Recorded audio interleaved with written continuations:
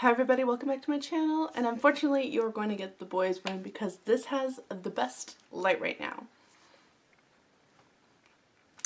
It's a beautiful background, especially for the topic of this video. A couple weeks ago we had the opportunity to go and experience something I truly thought I would never get to do. And through that, as I was experiencing this, I kept going back to the Charlotte Mason method. And what I want to talk to you about is the subject of art, especially within the Charlotte Mason education method, etc. So one of the things that we experienced was getting to go to, see if I can get this right, the Huntington Museum of Arts and Crafts, basically, is what it is. And it was about 2.5 hours, almost to the dot, away from us. And of course it always depends on traffic. I'm going to adjust myself because I am sitting on a very wobbly and uncomfortable bed. And there were some things that we had talked about that we were so hoping to see, and things that I would not have thought of if it had not been for Charlotte Mason education. But even more than that, I really thought about her method, and I'm doing this video not really having a ton of study on the subject. But what I'm going to do is this half or part of the video is going to be talking to you, and then I have some clips that we were able to take to share with you. One of the fantastic things that we got to do was to see Little Blue Boy, I believe is what the art is called. It is by an artist, and basically they were restoring it. And so we got to see some of the process of how it is, and they had an x-ray, so what was painted, you know, under it and over it. And the cool thing about the art gallery is as you're walking through it, we got to have earphones, so we were able to hear history from other art prints within that gallery. Now, I don't remember the artist because we had not studied him. But when I was driving down the gal that we were driving with, I was telling her, you know, I really want to see a Mary Cassatt. I happen to know that they have one there.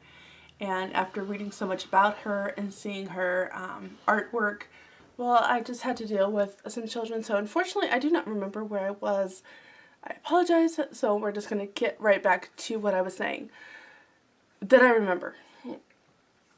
So I got to see Mary Cassatt, and because I knew of her, it was definitely an experience that I'll never forget. There was just one painting of hers, and it was gorgeous.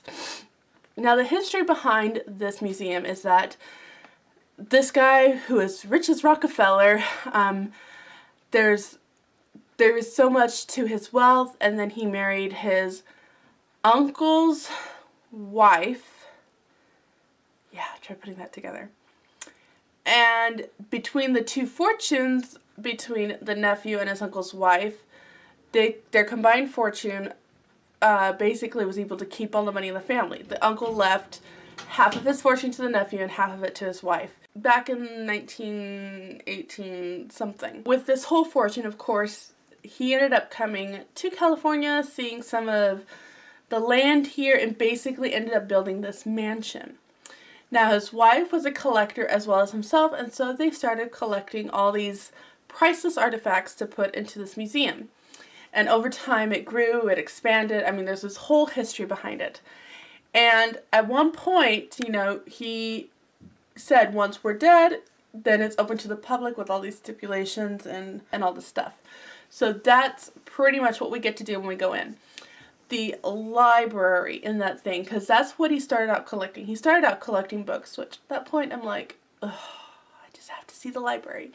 And it was phenomenal. It was fantastic. Some of the Jane Austen works was incredible. There was a Gutenberg Bible that we got to see. There was some first editions of Shakespeare. There was so much. But then you got to go and see more of the paintings. And as I was looking through the paintings, and there was not enough time just in one day to see everything. There was just not enough time. And so you're trying to not move through quickly, but you're trying to move through quickly so you can just take in some of the stuff. There's science, there's Edison bulbs. I mean, there was so much into this museum. You know, I'm trying to get back to the Charlotte Mason education. As I was looking through all these artwork, these huge paintings, you know, they're not little 4x4 pieces or 8x10 as we experience in our home as we do our picture studies, compared to this magnificent 40x60 painting was breathtaking. Like, you're just standing there thinking, there was nothing here that could have prepared me for this moment. And then I was thinking of that scene in Madeline, not the cartoon, but the video one that I remember from a kid. I'll leave a link down below. It's a sweet story. Where they go to the art gallery and Miss Clavel says, I want you to picture it in your mind and basically recreate it. Or I don't necessarily want you to copy the painting. I want you just to express yourselves, go wild. And it's a little bit more than me. But I was just thinking, here they are looking at this painting and recreating it. There's the Mona Lisa and all these other things. They got to see bigger than life, and you got to see all the details. Yeah, we have more information now, and we have more stuff available at our fingertips. But I truly left that museum thinking we could come here day after day after day and get a complete education. Learning about how the electricity works now. Learning about how these artists lived and how they painted. And there was so much in there. So much. And that's what I thought of going through all this. Like, that's what Charlotte Mason, the essence that she wanted to capture within those paintings. When you're picturing it in your mind, trust me, it's so much different when it's larger than life. It's so different when it's more than 8x10, and not everybody can do it. You know, it's kind of like the nature study for us here in the desert. You know, it's not like we can go into the woods and find all these amazing, fantastic things. And neither can all of us just go to a museum and experience it. But through that, we did go to a friend's house just yesterday, which is why I'm making this video, because now all these thoughts are fresh in my mind. We went to her house yesterday, and she didn't have a constable on her wall. She didn't have Passat. She didn't have Blue Boy. She had W.M. Scott, if I remember the name correctly. But I can tell you exactly everything about that painting that I remember. There's snow still clinging to the trees. There's a old-fashioned car kind of just driving off into the distance. There's some mountains in the background. It was beautiful. The other thing I remember is this Epsom salt like barn with a different painting. And I don't remember the painter. I just remember the Epsom salt barn. And just a couple of kids there with their old-fashioned rosy cheeks. Those are just as important in paintings as a John Constable. There's so much more artists out there now, and there's so much more details in every aspect of life that we can look and pay attention to and glean from. But if you ever have the opportunity to experience what we got to go to a museum, then I would highly encourage you to take it. Obviously, ours was 2.5 hours away, and it took a full day to really appreciate it. So 5 hours in the car to go see this museum. But it was worth it. It was incredible. And I'm so glad we had that opportunity. And I would love to take them again. Finances, I'm sure you could make a way. Like, even to this moment, I'm thinking of our anniversary coming up and how I would love to take my husband to see all the American craftsmen with woodworking. There was a whole display that we actually didn't even get to see. And you know, I would be paying for 2 adults, and it would probably be about $250 to go and do this, which $250. But we don't do vacations. We don't do trips like this. Hardly ever. I do not remember the last time we did something like this other than hiking. I'm like, okay, so you know what? 1 week we'll do without this stuff and there's $25 saved. And another week, maybe we can walk everywhere and I'll save the gas and there'll be that money. Like in my head, I'm thinking of all these different things, ways that I can earn the money and so on and so forth. Like, if you really want to, you'll find a way. And so, anyway, it's already 15 minutes and I really don't want a 30-minute movie or a 30-minute video for you, so I'm going to shut up. And I'm just going to let those thoughts that I had kind of just simmer for a while. And I hope you enjoy the next part, which is just little clips that I was able to take, that I was allowed to take in our experience. And thank you for watching. Leave your comments down below. And until next time, adios.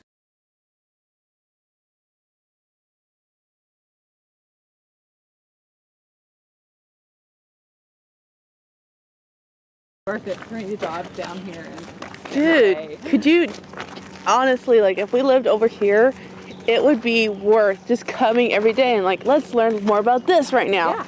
Let's learn more about, oh man, you could get a complete education. Yeah. Oh man. Oh my goodness. Oh my goodness.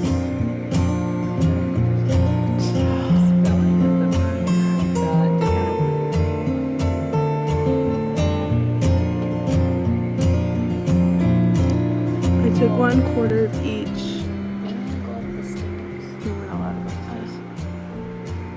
A letter from one scientific, oh, Robert Hooke.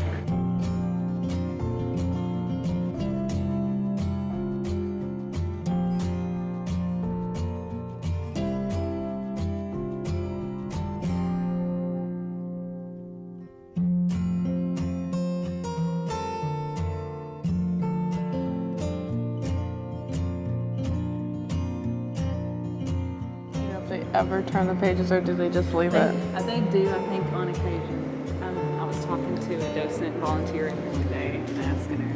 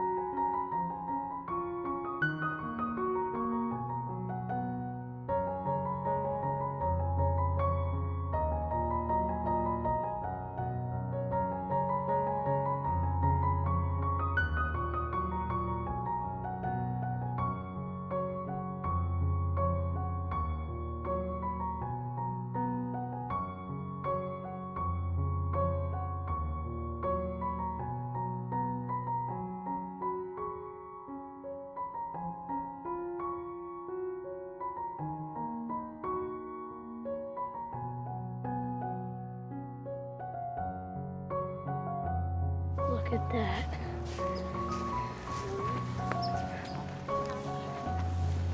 Choose. Dang. Look at there, it just goes forever. It just goes through. Where's Emma? Oh. She's always stopping. Have we met? Have we met? Oh wow, look at those statues. Yeah. So I guess this was the front door. This was the Oh, original whoops. front door. Bad.